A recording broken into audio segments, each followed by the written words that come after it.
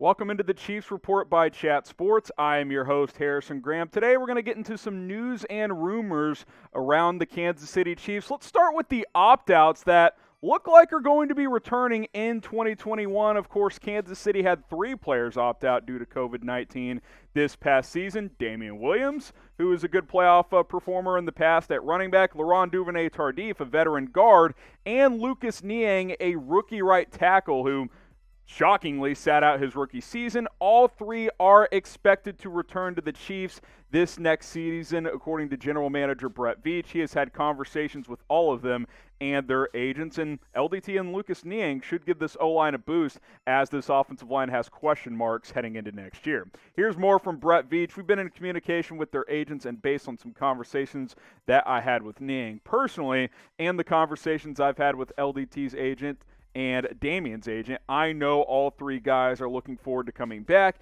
and getting the 2021 season started on time. Damian Williams, of course, opted out because his mother had cancer, so took an opportunity to do the opt-out opportunity, spend some time with her. And the raw stats, no, not great from 2019, but the average is good, and we know he's been really good in the playoffs. You could argue he really had a good argument to win Super Bowl MVP in that win over the 49ers in Super Bowl 54. We'll see if he's a part of this team next year because he could be a salary cap cut candidate for Kansas City, but he should add something to that backfield.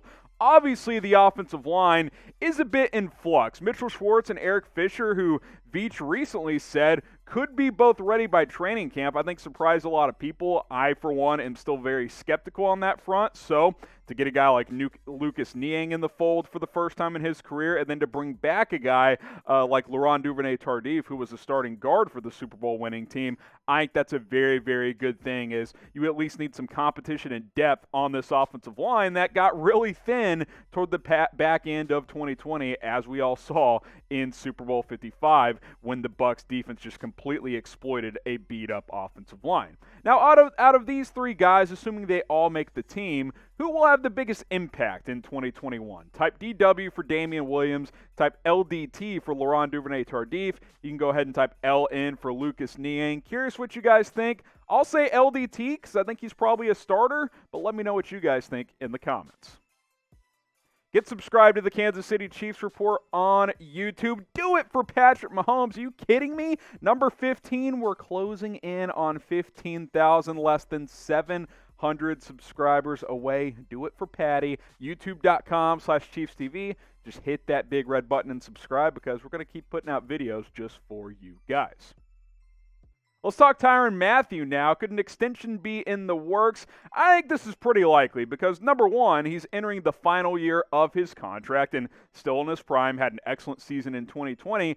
And with the Chiefs' potential salary cap issues for this year, because A, they have a lot of money allotted out, and B, the cap's probably going to go down, that cap hit of $19 million is quite a bit, which means if you extend Tyrann Mathieu, that number can come down for 2021, which is a win-win for everybody involved. Brett Veach said they want to keep Tyrann Mathieu for years to come, which why wouldn't you? This is one of the premier playmaking safeties in the National Football League who had an unbelievable season once again in 2020 when he had 6 interceptions. We know he's good against the run. He can play every position in that secondary, including linebacker quite often as well. Tyrann Mathieu is a raw guy. He's a leader on this defense. He plays with attitude. He plays with emotion. Extending him makes sense financially, and it makes sense from a team standpoint because you keep one of your premier defensive players here for several years. I would expect a 2 or 3 year extension in the coming weeks or maybe a month or 2. I would expect something happens before the season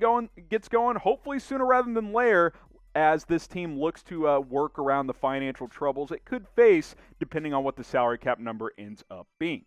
So should the Chiefs extend Tyrann Mathieu? I think it's a no-brainer. Type Y for yes, if you're like me. Type N for no if you're weird or maybe you're not a Chiefs fan and you want Tyrann Mathieu out of Kansas City after this season. But come on, I think we all want Mathieu back, so get those Ys flowing. Today's show is presented by BetUS. Go to chatsports.com/ChiefsBet. When you go to that link, make sure you plug in that promo code. It's Chiefs125. You're going to get a 125% deposit bonus. Guys, March Madness is just around the corner. Conference tournament week is approaching very quickly. Then, of course, the big dance. I know a lot of Kansas fans are watching. Jayhawks playing better ball as of late. Missouri's going to be in the big dance as well for you Mizzou fans. Get going with BetUS and bet on the conference tournaments, Big 12, SEC, whatever your favorite team is, and then the NCAA tournament. Fill out that bracket, make some money. Chatsports.com/ChiefsBet. Use that promo code Chiefs125. Let's take a look at some Chiefs free agency rumors here on the Chiefs Report by Chat Sports. Justin Houston. The rumors continue to flow about a reunion between Houston and Kansas City. He, of course, played several years with the Chiefs before they cut him loose because he had some injuries flare up. He wasn't looking quite like the same guy. Well, he goes to Indianapolis and proves that he's got plenty left in the tank at 32 years old. Had 8 sacks this past season, had 11 sacks in 2019, 19 sacks in 2 years with Indy. That's pretty darn impressive. And Kansas City needs to get more pass rush help. Now, the Chiefs are going to be challenged salary cap wise. They can make some moves, so they're not going to be able to outbid other teams for Houston, but he's made his money. He's made a lot of money in the NFL, and maybe he's looking at his career, 32, 33 years old. Hey, I just want to win a ring at this point. That may not be true. He may go the J.J. Watt route and take as much money as he can get, and that's certainly acceptable if he decides to do that, but I think if you brought him back to Kansas City, you pair him up with a guy like Chris Jones and then Frank Clark as well, all of a sudden you're feeling a lot better about a pass rush that was pretty average this past season, especially considering what you've paid to Chris Jones, to Frank Clark. You're not getting your bang for your buck based on 2020 there. 13.5 sacks combined. You're thinking more like 20 sacks between those two, and that is not what Kansas City got this past year. If they step it up a bit, you sign a guy like Justin Houston. If he's willing to take a little bit less, that would be a really formidable pass rush in Kansas City. I like Justin Houston a lot. Chiefs Kingdom would love this move. I would love it as well. I think it would be a great, great thing for both things involved. And they could chase a ring together because that never happened for Justin Houston. Do you want Houston back in Kansas City? Type 1 for yes, or you can type 2 for no. Let's hear it from you guys down in the comments. Should Justin Houston and the Chiefs reunite? Maybe a cheaper free agent target. How about bringing back Taco Charlton? Taco Sundays returning to Arrowhead.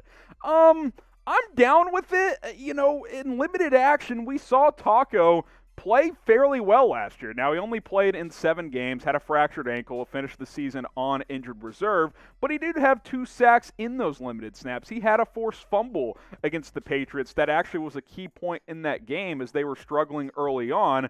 Shout out Brian Hoyer for not holding on to the ball there. But Taco Charlton, look, he's never going to be that first-round pick of the Dallas Cowboys from several years ago, but can he be a cheap rotation guy? I think so. I think we saw that last year when he did play. He's a nice 4th, 5th pass rusher that can come in 10, 12 snaps a game and give you some decent reps there and get after the quarterback a little bit. Not an elite player, but going to be cheap, which is the type of guys that Kansas City will look to sign to fill out this roster in a lesser salary cap season in 2021. I'm down for Taco returning this next season. I think he would be down as well. I think he was comfortable in Kansas City. He's got a relationship with Frank Clark dating back to their college days, so I think this makes sense for both sides. Expect this to be later on in free agency, though, because he's going to be one of those cheaper guys.